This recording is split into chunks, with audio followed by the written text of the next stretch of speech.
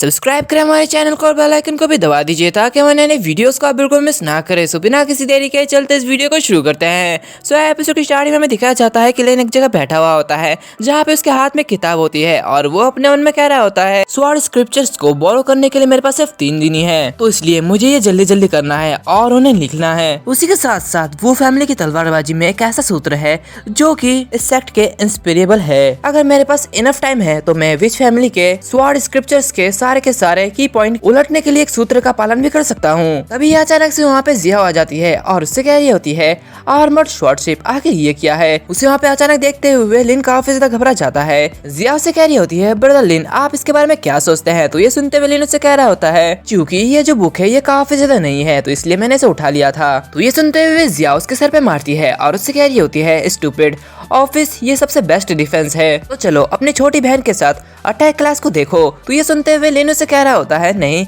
मैं ऐसे नहीं कर सकता क्योंकि मास्टर ने मुझे ये विभाग सौंपा है, तो इसलिए निश्चित रूप से मुझे जीवित रहने के लिए यहाँ पे सरवाइव करना होगा। तो जिया उससे कह रही होती है तुम्हें तो अपनी छोटी बहन की बात भी नहीं सुननी, तो इसलिए मैं यहाँ से जा रही हूँ, मैं तुमको हांगगॉन के रोड पर दिखूंगी। और ये कहते ही वो वहाँ से चले जाती है। और फिर कुछ समय बाद हम देखते हैं कि वहाँ पे लिन झपकी ले रहा होता है। बिया अचानक से उसके पास जिया आ जाती है जो कि देखते हुए वो कह रहा होता है छोटी बहन तुम तीसरी बार यहाँ पे आ चुकी हो, तुम आराम करने के लिए अपने कमरे में क्यों नहीं लौट जाती, तुम बार बार यहाँ पे मुझे परेशान करने के लिए क्यों आ रही हो। कल हम मॉन्स्टर्स को मारने के लिए एकेडमी में जाएंगे तो जल्दी जाओ, तुम आराम करने जाओ। जिया उससे कह रही होती है बड़े भाई मुझे बताओ तलवार के सूत्र के बारे में, और जब तक तुम मुझे ये नहीं बताओगे तब तक मैं यहाँ से नहीं जाऊंगी, भाई जल्दी करो, जल्दी मुझे बताओ। तो उसकी बातें सुनते हुए लिन काफी ज्यादा परेशान हो रहा होता है और वो अपने मन में कह रहा होता है तुम्हें नींद नहीं आ रही है क्या, लेकिन मुझे काफी ज्यादा नींद आ रही है। और ये कहते ही वो अपने शर्ट को उतारता है और उससे कह रहा होता है तो ठीक है, अगर तुम वापस नहीं जाना चाहती तो ठीक है, कोई बात नहीं, तुम आज यहीं पर ही रुकोगी। तो ये देखते हुए जिया काफी ज्यादा घबरा जाती है और चिल्लाते हुए कह रही होती क्या ये तुम क्या कर रहे हो, तुम्हें ऐसा नहीं करना चाहिए,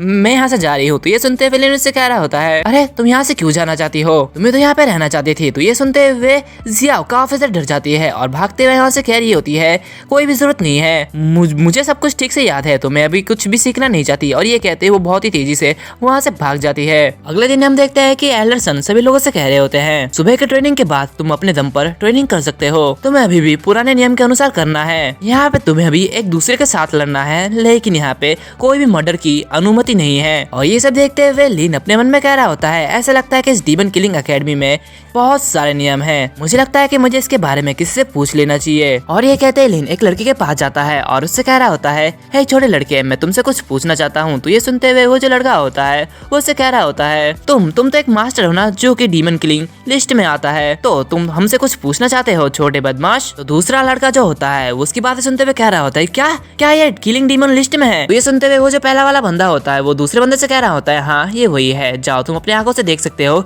ये सब कुछ दीवार में लिखा हुआ है। और हम देखते हैं कि उस दीवार में बहुत कुछ लिखा हुआ होता है और सभी लोग वहाँ पे पढ़ रहे होते हैं, जहाँ पे हम देखते हैं कि सभी का रैंक वहाँ पे लिखा हुआ होता है और लिन का रैंक वो 17वें नंबर पे होता है, जो कि देखते हुए लिन काफी ज्यादा रन होता है और वो अपने मन में कह रहा होता है क्या मैं 17 रैंक पर हूँ। तभी उसे एक लड़का रोकते हुए उससे कह रहा होता है तुम तो इसके लायक नहीं हो, तुम ऐसा कुछ नहीं कर सकते, तुम काफी ज्यादा कमजोर हो, आखिर तुम यहाँ पे आए क्यों हो। तो ये सुनते हुए लिन उसे कह रहा होता है क्या आखिर तुम कौन हो, और वो अपने मन में कह रहा होता है लगता है ऐसे कोई प्रॉब्लम है। तो ये सुनते हुए वो जो दूसरा बंदा होता है वो उससे कह रहा होता है मैं 13th रैंक पे हूँ और अभी मैंने तुम्हारा पता लगा लिया है, तुम 17 रैंक पर हो, तो इसलिए मैं तुमसे फाइट करना चाहता हूँ और अगर तुम मुझे हराने में कामयाब हो गए तो तुम 13 रैंक पर आ जाओगे। तो ये सुनते हुए वो से कह रहा होता है क्या लगता है तुम्हें कुछ गलतफहमी हुई है, मेरा नाम 17 नहीं है बल्कि मेरा नाम लिन शॉक्सी है। उसकी बातें सुनते हुए वो जो दूसरा बंदा होता है वो अपने मन में कह रहा होता है क्या ये लड़का पागल तो नहीं है, और वो लिन से कहता है हे तुम 17 हो। तभी वहाँ पे और एक बंदा आता है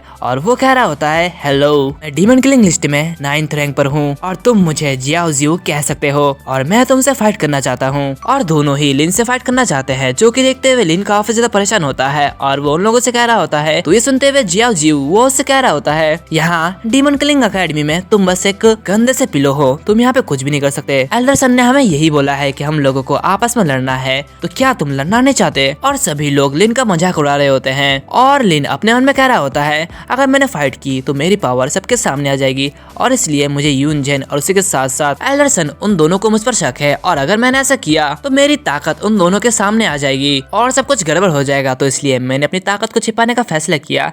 लेकिन अगर मैं आंख बंद करके पीछे हटता हूँ तो भी इसकी वजह से भी वो लोग शक करेंगे। इस मामले में लगता है मुझे लड़ना ही पड़ेगा। और ये कहते हैं लिन उन दोनों से कह रहा होता है तो ठीक है, मैं लड़ने के लिए तैयार हूँ। तो ये सुनते हुए वो जो जियाओ जियो होता है वो उससे कह रहा होता है ठीक है, लेकिन मेरी एक शर्त है, अगर मैं जीत गया तो तुम सभी के सामने अपने ये काले कपड़े उतार के मुझे दे दोगे। तो ये सुनते हुए लिन उससे कह रहा होता है ठीक है, लेकिन अगर तुम हार जाते हो तो फिर तुम मुझे डिस्टर्ब मत करना। ये सुनते हुए जियाओ जियो वो काफी ज्यादा हैरान होता है और वो उससे कह रहा होता है क्या मैं तुम्हारी प्रैक्टिस पर बाधा डाल रहा हूँ? क्या मैं तुम्हें डिस्टर्ब कर रहा हूँ? पूरे दिन से घूम रहे हो और मुझे नहीं लगता कि तुम कोई भी प्रैक्टिस कर रहे हो। लिन उससे कह रहा होता है ये तुम्हारा कोई काम नहीं है, तुम बस मुझे हाँ या ना में जवाब दो। ये सुनते हुए जियाओ जियो वो काफी ज्यादा गुस्सा हो जाता है और उससे कह रहा होता है तो ठीक है, लगता है तुम मरना चाहते हो। तभी यहाँ पे अचानक से जियाओ आ जाती है और जियाओ जियो से कह रही होती है ये तुम क्या कह रहे हो? क्या तुम मेरे भाई को धमकी दे रहे हो? तुम तो अकेले मेरे भाई से लड़ भी नहीं सकते, तुम इसके लायक नहीं हो, मैं मेरे भाई के साथ हूँ। और इस वजह से वहाँ पे काफी ज्यादा भीड़ जमा हो जाती है, जो कि देखते हुए वांग जुआन काफी ज्यादा हैरान होता है और वो कह रहा होता है क्या वहाँ पे क्या हो रहा है? क्या वहाँ पे कोई फाइट हो रही है? मुझे जल्दी जाके वहाँ पे देखना चाहिए। और ये कहते ही वो उस भीड़ में घुसने लगता है। हम देखते हैं कि जियाओ जियो से कह रही होती है तो ठीक है, क्या तुम नहीं चाहते कि मैं अपने कपड़े उतारूं? अगर तुम ऐसा चाहते हो तो आओ फाइट करो। तो ये सुनते हुए जियाओ जियो उस पर अटैक कर देता है। वो बहुत ही तेजी से अपना पाम अटैक उस पर करता है, लेकिन हर बार जियाओ उसे बड़ी आसानी से डॉज कर लेती है और उससे कह रही होती है क्या आप बस इतना ही कर सकते हो? और ये कहते ही वो अपने एक ही हाथ से उसके मुक्के को रोक लेती है और उसका हाथ तोड़ते हुए उसे घुमा के बड़े दूर फेंक देती है, जो कि देखते हैं वहाँ पे सभी लोग काफी ज्यादा हैरान होते हैं, खासकर वांग जुआन वो काफी ज्यादा हैरान होता है और अपने मन में कह रहा होता है क्या बकवास, मैंने जो भी देखा क्या ये गलत है? मेरी आंखें धोखा नहीं खा सकती, ये जियाओ आखिर इतना मजबूत कैसे हो सकती है? एंड इसी के साथ साथ ये जो एपिसोड है वो यहीं पर ही खत्म हो जाती है। अगर आप लोगों को ये एपिसोड अच्छा लगे तो लाइक करना, शेयर करना, सब्सक्राइब करना मत भूलना, साथ ही साथ बेल आइकन को भी दबा देना। मिलते हैं अगले वीडियो में, तब तक के लिए बाय बाय।